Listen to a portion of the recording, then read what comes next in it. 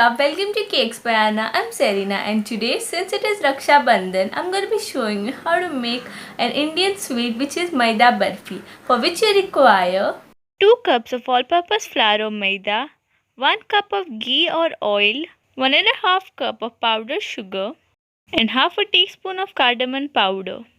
And like always, the link for the written recipe is given in the description box below. You can go and check that out. And if you like this video, do subscribe to my channel and hit the like button. And now, let's get started.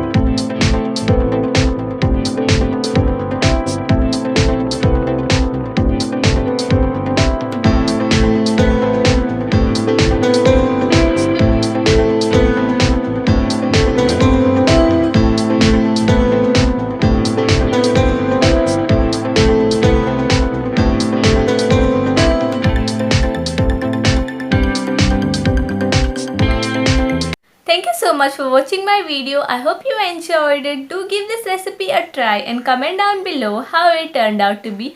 Don't forget to like, subscribe, share, and I'll see you in my next video.